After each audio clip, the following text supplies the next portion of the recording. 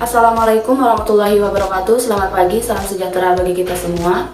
Kepada yang terhormat Ibu Edo Tufia Marditini SPD MAK, yang terhormat Ibu DRA Siti Fatimah MSI selaku dosen pengampu mata kuliah Akuntansi Keuangan Menengah pada semester 2 kali ini.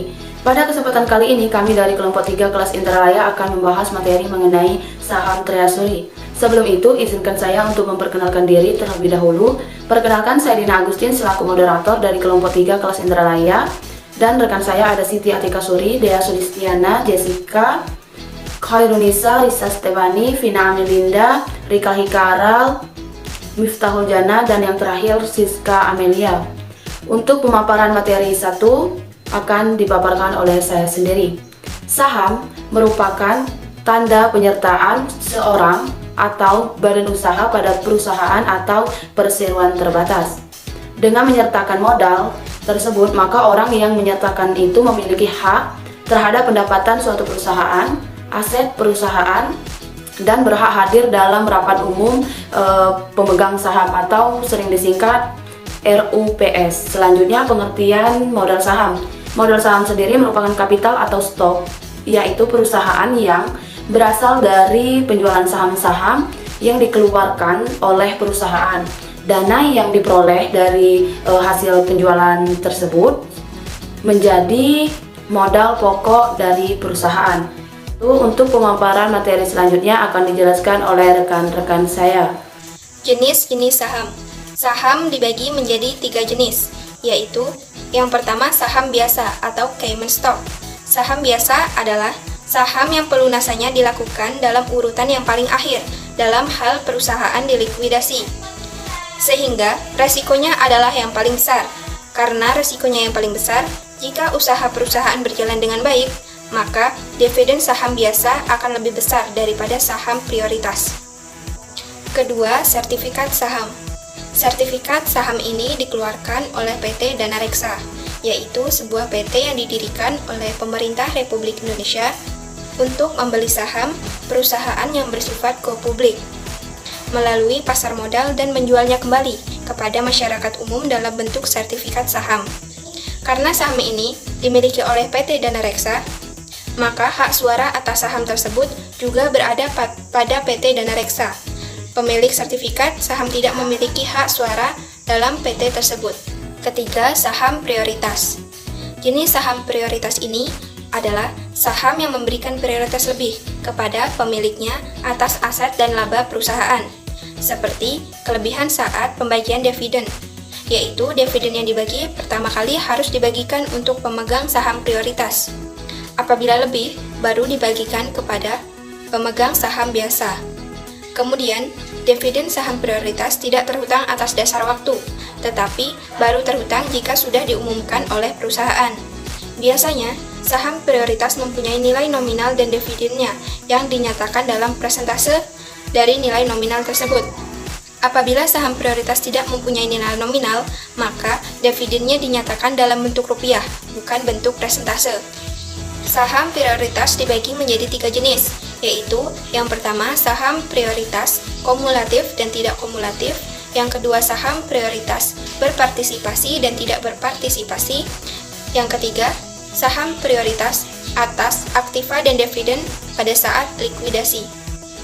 Baik, di sini saya akan menjelaskan tentang pencatatan modal saham. Yang pertama, modal saham sastuti atau modal saham yang diotorisasi, yaitu jumlah saham yang dapat dikeluarkan sesuai dengan akte pendirian perusahaan. Yang kedua, modal saham beredar, yaitu jumlah saham yang dijual beredar. Yang ketiga, modal saham belum beredar, yaitu jumlah modal saham yang sudah diotorisasi tetapi belum dijual. Yang keempat, treasury stock, yaitu modal saham yang sudah dijual dan sekarang dibeli kembali oleh perusahaan. Dan yang terakhir, modal saham dipesan, yaitu jumlah saham yang disisihkan karena sudah dipesan untuk dibeli. Modal saham yang dipesan ini baru dikeluarkan bila harga jualnya sudah dilunasi. PSAK nomor 21 paragraf 15 menyatakan bahwa modal saham yang dijual dicatat dalam rekening modal saham sebesar nilai nominalnya, yaitu nilai yang tercantum dalam lembaran saham. Jika harga jual tidak sama dengan nilai nominal, selisihnya dicatat dalam rekening Aigo saham atau di Saigo saham. Rekening Aigo saham menunjukkan selisih di atas nilai nominal, dan rekening di Saigo menunjukkan selisih di bawah nilai nominal. Terdapat dua cara dalam penjualan saham. Yang pertama, penjualan secara tunai. Saham yang dijual secara tunai akan dicatat dengan mendebit akun rekening kas dan mengkredit akun modal saham. Selisih harga jual saham perdana dengan nilai nominalnya akan dicatat dengan mengkredit rekening Aigo saham atau mendebit rekening di Saigo saham. Jurnal untuk pencatatan penjualan saham perdana adalah kas di Saigo saham, modal saham, atau kas modal saham, Aigo saham. Baiklah, cara penjualan saham yang kedua yaitu penjualan melalui pesanan. Kadang-kadang penjualan saham dilakukan melalui pesanan, yaitu dengan cara dibayar sebagian dan sisanya akan dilunasi kemudian. Jumlah harga yang belum dilunasi dicatat sebagai piutang pesanan saham, dan jumlah nominal saham yang dipesan dikreditkan ke rekening modal saham dipesan. Apabila harga jual saham tidak sama dengan nilai nominalnya, selisihnya dicatat dalam rekening agio saham atau disagio saham pada waktu pesanan diterima. Untuk pemesanan yang sudah melunasi harga saham, maka sahamnya dikeluarkan. Pengeluaran saham ini dicatat dengan mendebit rekening modal saham dipesan dan mengkredit modal saham. Rekening piutang pesanan saham dapat dibuat sebagai rekening kontrol dan dibuatkan buku pembantunya dalam hal pemesanan. Biasanya, piutang pesanan saham akan segera dilunasi oleh pemegang saham sehingga dimasukkan dalam kelompok aktiva lancar. Sebagai penjelasan lebih lanjut, kelompok kami berikan contoh membuat. Contohnya, PT Bagia mempunyai modal status sebanyak 10.000 lembar dengan nominal Rp10.000 dan akan dijual semuanya atau ditempatkan. Transaksi yang pertama yaitu penjualan saham 1.000 lembar tunai dengan nominal Rp10 juta dan mesin seharga Rp30 juta. Maka jurnalnya adalah kas Rp10 juta, mesin Rp30 juta didebit dan modal saham Rp40 juta dikredit. Transaksi yang kedua yaitu diterima pesanan 5.000 lembar saham dengan kurs 110, dibayar tunai 70%, sisanya 30 hari. Perhitungannya, piutang pesanan saham 10.000, nominal yang disoal 10.000, dikali 5.000 lembar dikali kurs 110% sama dengan 55 juta. 55 juta rupiah. Perhitungan yang kedua yaitu modal saham dipesan 10.000 dikali 5.000 sama dengan 50 juta. Agio sahamnya 55 juta rupiah tadi dikurang dengan 50 juta rupiah sama dengan 5 juta. Sehingga jurnalnya yaitu piutang pesanan saham 55 juta rupiah didebit pada modal saham dipesan 50 juta rupiah, agio saham 5 juta rupiah pada kredit. Sini saya akan menjelaskan mengenai pembatalan pesanan saham. Saham yang sudah dipesan, jumlah lembarnya disisihkan tersendiri dan akan diserahkan kepada pemesan bila harga jual saham sudah dilunasi. Apabila terjadi pemesan tidak dapat melunasi kekurangan pembayarannya, maka perusahaan dapat mengambil salah satu jalan sebagai berikut. 1. Uang yang sudah diterima dikembalikan kepada pemesan. 2. Uang yang sudah diterima dikembalikan kepada pemesan sesudah dikurangi biaya atau kerugian penjualan kembali saham-saham tersebut. 3. Uang yang sudah diterima dianggap hilang atau tidak dikembalikan. 4. Mengeluarkan saham yang nilainya sama dengan jumlah uang yang sudah diterima. Contoh pencatatan pembatalan pesanan saham diambil dari contoh di muka, yaitu pesanan sebanyak 5.000 lembar dengan kurs 110 dan sudah dibayar sebanyak 70% dari pesanan tersebut. Seorang pemesan yang memesan saham sebanyak 1.000 lembar tidak dapat melunasi kekurangannya. Modal saham dipesan yang dibatalkan oleh perusahaan dapat dijual kembali dengan kurs 105. Jurnal yang dibuat oleh PT WGAH dalam masing-masing keadaan adalah sebagai berikut. 1. Uang yang sudah diterima dikembalikan kepada pemesan. Modal saham dipesan sebesar 10 juta pada debit, agio saham sebesar 1 juta pada debit, piutang pesanan saham sebesar 3.300.000 pada kredit, kas sebesar 7.700.000 pada kredit. 10/100 dikali 10 juta, 110 per 100 dikali 30% dikali 10 juta, 110 dikali 110 per 100 dikali 70% dikali 10 juta. As sebesar 10.500.000 pada debit, modal saham sebesar 10 juta pada kredit, agio saham sebesar 500.000 pada kredit. Yang kedua, uang yang sudah diterima dikembalikan kepada pemesan sesudah dikurangi biaya atau kerugian penjualan kembali saham-saham tersebut. Modal saham dipesan sebesar 10 juta pada debit, agio saham sebesar 1 juta pada debit, piutang pesanan saham sebesar 3.300.000 pada kredit, utang pada pemesan sebesar 7.700.000 pada kredit. Sebesar 10.500.000 pada debit, utang pada pemesan sebesar 500.000 pada debit, modal saham sebesar 10 juta pada kredit, agio saham sebesar 1 juta pada kredit. 3. Uang yang sudah diterima dianggap hilang atau tidak dikembalikan. Modal saham dipesan sebesar 10 juta pada debit, agio saham sebesar 1 juta pada debit. Piutang pesanan saham 3.300.000 pada kredit, modal dari pembatalan pesanan saham sebesar 7.700.000 pada kredit. Penjualan saham secara lump sum. Penjualan saham bisa dilakukan dengan cara penjualan per unit saham. Unit saham ini terdiri dari beberapa jenis saham.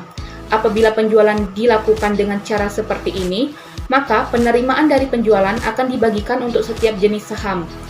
Dalam penjualan, cara ini dasar pembagiannya adalah harga pasar dari saham tersebut.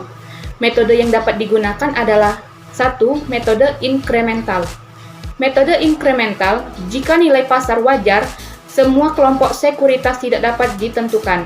Maka, metode inkremental dapat dipergunakan sebagai dasar untuk kelompok-kelompok yang telah diketahui dan sisa dari nilai lump sum dialokasikan ke kelompok di mana nilai pasar tidak diketahui. Sebagai contoh, jika 1000 lembar saham biasa dengan nilai ditetapkan 171.000 memiliki nilai pasar 180.000 dan 1000 lembar saham preferen dengan nilai pari 90.000 yang tidak memiliki harga pasar diterbitkan dengan nilai lump sum sebesar 270 juta. Maka, alokasi dari 270 juta itu untuk kedua kelompok adalah sebagai berikut. Penerimaan lump sum 270 juta dialokasikan ke saham biasa 1000 dikali 180.000 sama dengan 180 juta. Saldo yang dialokasikan ke saham preferen 90 juta. Jika tidak ada nilai pasar wajar yang dapat ditentukan untuk setiap kelompok saham yang terlibat dalam pertukaran lump sum, maka alokasi harus dilakukan secara arbitrer. Penilaian para pakar dapat digunakan, atau jika diketahui bahwa satu atau lebih kelompok sekuritas yang diterbitkan akan memiliki nilai pasar yang dapat ditentukan pada waktu yang akan datang, maka dasar arbitrer itu dapat digunakan dengan maksud membuat penyesuaian jika nilai pasar masa depan terbentuk. Metode penjualan saham secara lump sum yang kedua yaitu metode proporsional. Metode proporsional, bila harga pasar kedua jenis saham diketahui, maka perhitungannya menggunakan metode proporsional. Namun, apabila hanya harga salah satu jenis saham yang diketahui, maka digunakan metode inkremental. Misalnya, satu unit saham terdiri dari satu lembar saham prioritas, nominal Rp10.000, satu lembar saham biasa nominal Rp3.500. Harga jual per unit Rp11.000. Pada saat penjualan, diketahui harga pasar saham biasa Rp4.000. Karena hanya harga pasar saham biasa yang diketahui, maka setiap saham dihitung dengan menggunakan metode inkremental sebagai berikut. Harga satu unit saham Rp11.000, harga pasar saham biasa Rp4.000. Kemudian dikurangi Rp11.000 dikurang Rp4.000, dapatlah hasil harga pasar saham prioritas sebesar Rp7.000. Dari perbandingan nilai nominal dan harga pasar masing-masing jenis saham dapat diketahui bahwa penjualan di atas, saham biasa mendapat agio sebesar Rp500 didapatkan dari Rp4.000 dikurangi dengan Rp3.500. Rp4.000 merupakan harga pasar saham biasa, sedangkan Rp3.500 merupakan harga satu lembar saham biasa. Dan saham prioritas mendapat Pisagio sebesar Rp3.000, didapatkan dari Rp10.000 dikurangi dengan Rp7.000. Rp10.000 merupakan harga satu unit saham terdiri dari satu lembar saham prioritas, sedangkan Rp7.000 merupakan harga pasar saham prioritas. Penjualan satu unit saham dengan harga seperti tadi dicatat dengan jurnal sebagai berikut. Kas didebit sebesar Rp11.000, Pisagio saham prioritas didebit sebesar Rp3.000, pada modal saham prioritas dikredit sebesar Rp10.000, modal saham biasa dikredit sebesar Rp3.500, Agio saham biasa dikredit sebesar Rp500. Dari contoh di atas, bila diketahui harga pasar saham prioritas sebesar Rp10.500, maka perhitungan harga setiap saham dilakukan dengan menggunakan metode proporsional sebagai berikut.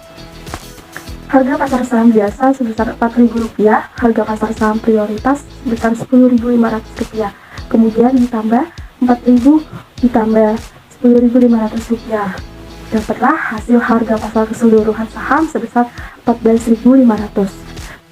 Dengan demikian, maka harga saham biasa adalah Rp4.000.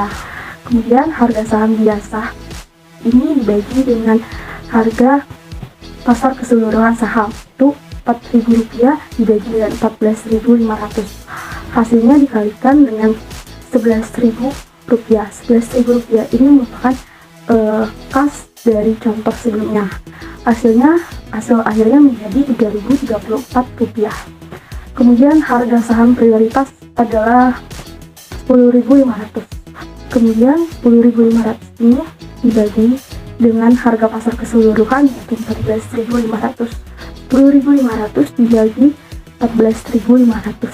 Hasilnya dikalikan dengan Rp11.000 yang merupakan kas dari contoh sebelumnya. Hasil akhirnya menjadi Rp7.966. Dari perhitungan di atas diketahui bahwa Pisagio saham biasa sebesar Rp4.000 dikurangi dengan Rp3.034 menjadi Rp966, dan Pisagio saham prioritas sebesar Rp10.000 dikurangi Rp7.966 menjadi Rp2.034. Jurnal untuk mencatat transaksi penjualan satu unit saham sebagai berikut. Kas didebit sebesar Rp11.000, Pisagio saham biasa didebit sebesar Rp966, Pisagio saham prioritas didebit sebesar Rp2.034, pada modal saham prioritas dikredit sebesar Rp10.000, modal saham biasa dikredit sebesar Rp4.000. Bonus berupa saham. Agar penjualan obligasi atau saham prioritas bisa menarik pembeli, kadang-kadang diberikan saham biasa sebagai bonus. Misalnya, dalam penjualan 10 lembar saham prioritas nominal Rp1.000 per lembar, diberi bonus 1 lembar saham biasa nominal Rp1.000. Harga pasar saham prioritas tanpa bonus Rp950 per lembar. Nah, di sini kita lihat perhitungannya terlebih dahulu. Pisagio saham prioritas dan saham biasa dihitung sebagai berikut. Nilai nominal saham prioritas 10 lembar didapat dari nominal saham prioritas Rp1.000 dikali 10 lembar. Hasilnya Rp10.000. Harga pasar saham prioritas 10 lembar didapat dari harga pasar Rp950 dikali 10 lembar, hasilnya Rp9.500. Maka Pisagio saham prioritas didapat dari selisihnya, yaitu Rp10.000 dikurangin Rp9.500, hasilnya Rp500.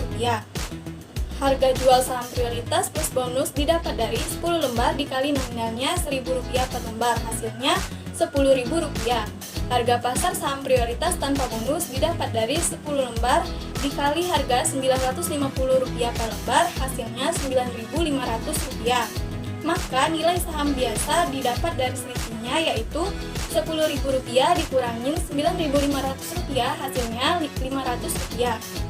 Nilai nominal saham biasa Rp1.000, maka selisihnya yaitu Rp500 merupakan Pisagio saham biasa. Nah, dari perhitungan ini, maka jurnalnya sebagai berikut. Kas Rp10.000 didebit, Pisagio saham prioritas Rp500 didebit, Pisagio saham biasa Rp500 didebit, modal saham prioritas Rp10.000 dikredit, modal saham biasa Rp1.000 dikredit. Pengeluaran saham untuk membeli perusahaan. Sebuah PT bisa membeli perusahaan lain dan digabungkan menjadi satu. Pembelian ini dapat dibayar dengan saham dari PT tersebut. Jumlah saham yang akan dipakai untuk pembayaran tergantung pada harga pasar saham tersebut dan juga harga pasar dari aktiva perusahaan yang dibeli. Kadang-kadang perusahaan yang diakuisisi dinilai lebih tinggi daripada harga pasar aktivanya. Hal ini bisa disebabkan oleh beberapa hal, antara lain kemampuan perusahaan itu dalam memperoleh laba. Selisih harga pasar aktiva yang diakuisisi dengan jumlah harga pembelian yang disetujui dicatat sebagai goodwill. Kadang-kadang perusahaan-perusahaan perseorangan bergabung untuk membentuk suatu PT. Masing-masing perusahaan akan menerima saham dari PT tersebut sebagai ganti aktiva yang diserahkan kepada PT baru. Bisa juga sebuah perusahaan perseorangan berganti bentuk menjadi PT. Nah, apabila perusahaan yang lama itu berbentuk firma, maka para anggota firma tersebut menerima saham dari PT yang baru sebanding dengan modal masing-masing anggota. Nah, dalam keadaan ini ada dua cara pencatatan yang dapat dilakukan. Nah, yang pertama, buku-buku perusahaan lama dilanjutkan sebagai buku-buku perusahaan baru. Yang kedua, buku-buku perusahaan lama ditutup dan dibuatkan buku baru untuk perusahaan baru. Berikut ini diberikan contoh untuk penggunaan cara-cara tersebut. Misalnya, firma Ganendra dan Ananta yang beranggotakan Ganendra dan Ananta membagi laba dengan perbandingan 2:3. Pada tanggal 20 Oktober 2013, mereka merubah bentuk perusahaan menjadi PT Neraca Firma GNA pada tanggal 3 Maret 2013 sebagai berikut. Firma GNA pada neraca per 3 Maret 2013. Kas 95 juta, piutang 180 juta, CKP 1,55 juta, piutang neto 165 juta, persediaan barang 200 juta, aktiva tetap 800 juta, AKM depresiasi 200 juta, nilai buku 600 juta, jumlah aktiva 1,60 miliar, utang lancar 150 juta, modal Ananta 310 juta, modal Ganendra 600 juta, jumlah pasifanya 1,60 miliar. PT yang baru diberi nama PT Wiga dengan modal saham biasa sebanyak 300 lembar dengan modal Rp10.000. Semua aktiva firma GNA kecuali kas diserahkan kepada PT Wiga AH dan semua utang firma GNA akan dilunasi oleh PT Wiga AH. Firma GNA menerima 150 lembar saham dari PT Wiga AH untuk penukaran perusahaannya. Sisa saham yang ada dijual dengan harga Rp10.000 per lembar. Dalam perubahan bentuk perusahaan ini, oleh PT Wiga AH diadakan beberapa penyesuaian terhadap catatan firma GNA sebagai berikut. Yang pertama, cadangan kerugian piutang dinaikkan menjadi 20 juta. Yang kedua, barang dagang dinilai sebesar 255 juta berdasarkan harga beli pada tanggal 3 Maret 2013. Yang ketiga, aktiva tetap dinilai kembali menjadi 1,500 miliar dan akumulasi depresiasi sebesar 400 juta. Saham yang diterima oleh firma GNA dibagikan untuk Ganendra sebanyak 500 lembar, 50 lembar, dan untuk Ananta sebanyak 100 lembar. Sisa uang dibagikan kepada Ganendra dan Ananta sesuai dengan sisa modal masing-masing. Yang pertama, jika buku perusahaan dilanjutkan sebagai buku perusahaan baru, perubahan terhadap nilai aktiva dicatat langsung ke rekening modal anggota, kemudian rekening modal anggota ditutup dan rekening modal saham dikredit. Sesudah itu, transaksi-transaksi yang berhubungan dengan PT Wiga AH akan dicatat dalam buku-buku tersebut. Jurnal-jurnal yang dibuat adalah sebagai berikut. Kas 1,500 miliar, piutang 180 juta, CKP 20 juta, piutang neto 160 juta, persediaan barang 255 juta, aktiva tetap 1,500 miliar, AKM depresiasi 400 juta, nilai buku 1,100 miliar, total aktivanya 3,150 miliar, utang 150 juta, modal saham 3 miliar. Total pasifanya 3,150 miliar. Yang kedua, jika buku perusahaan lama ditutup dan dibuat buku baru untuk perusahaan baru, jika dibuat buku-buku baru untuk PT, maka semua rekening dalam buku firma ditutup dan aktiva serta utang firma dicatat dalam buku PT. Pada waktu pengadaan penutupan buku-buku lama, dibuat jurnal untuk mencatat perpindahan aktiva dan utang-utang firma ke PT, penerimaan saham dan pembagian saham serta utang kepada anggota firma. Jurnal untuk menutup buku-buku firma adalah sebagai berikut. Transaksi perpindahan aktiva ke PT, selisih antara tagihan kepada pembeli 150 lembar. Per lembar 10.000 dengan nilai buku aktiva yang dipindahkan merupakan laba penjualan perusahaan yang dibagi untuk G dan A. Dengan perbandingan 2:3, Genendra 2/5 dikali 685 juta sama dengan 274 juta. Ananta 3/5 dikali 685 juta sama dengan 411 juta.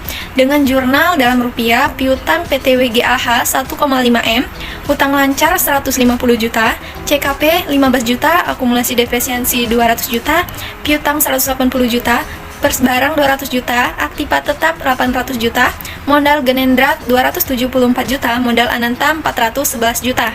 Kemudian transaksi mencatat penerimaan saham dari PT WGAH. Saham PT WGAH 1,5 M, piutang PT WGAH 1,5 M. Kemudian transaksi mencatat pembagian saham untuk Genendra dan Ananta. Modal Genendra 500 juta, modal Ananta 1 M, saham PT WGAH 1,5 M. Kemudian transaksi mencatat pembagian kas untuk PT Genendra dan Ananta. Modal Genendra 84 juta, modal Ananta 11 juta, kas 95 juta. Dalam jurnal-jurnal di atas, penilaian kembali aktiva dan pengakuan goodwill tidak dicatat dalam buku firma. Tetapi jika diinginkan, maka penilaian kembali dan goodwill dapat dicatat dalam buku-buku firma. Kemudian baru dipindahkan ke PT. Ada cara lain yang dapat digunakan dalam menutup buku-buku firma, yaitu dengan menutup langsung rekening-rekening aktiva, utang dan modal firma G dan A sebagai berikut. Utang lancar senilai 150 juta, CKP 15 juta, akumulasi diferensiasi 200 juta, modal Genendra 310 juta, modal Ananta 600 juta, kas 95 juta, piutang 180 juta, persediaan barang 200 juta, aktiva tetap 800 juta. Sedangkan yang dibuat oleh PT PGAH sebagai berikut. Transaksi mencatat aktiva dan utang yang diterima dari firma G dan A. Jurnal dalam rupiah, piutang 180 juta, pers barang 255 juta, aktiva tetap 1,5 M, CKP 20 juta, akumulasi diferensiasi 400 juta, utang lancar 150 juta, utang G dan A 1,5 M. Kemudian transaksi mencatat pengeluaran saham 150 lembar untuk firma G dan A. Utang G dan A 1,5 M, modal saham 1,5 M. Kemudian transaksi mencatat penjualan saham 150 lembar, per lembar 10.000 tunai, kas 1,5 M, modal saham 1,5 M. Dalam jurnal di atas, aktiva yang diterima oleh PT WGAH dicatat dengan jumlah penilaian kembali dan cadangan kerugian piutang serta akumulasi depresiasi di kredit. Alternatif lain yang dapat dilakukan yaitu aktiva dicatat dengan jumlah nilai sehat sesudah penilaian kembali, sehingga dalam cara ini tidak ada pencatatan untuk cadangan kerugian piutang dan akumulasi depresiasi. Baik, itulah tadi paparan dari kelompok kami. Saya mewakili rekan-rekan kelompok saya mengucapkan mohon maaf jika ada kesalahan dan kekurangan. Kepada Allah kita sama-sama mohon ampunan. Semoga kita dipertemukan di lain kesempatan. Saya akhiri. Wassalamualaikum warahmatullahi wabarakatuh.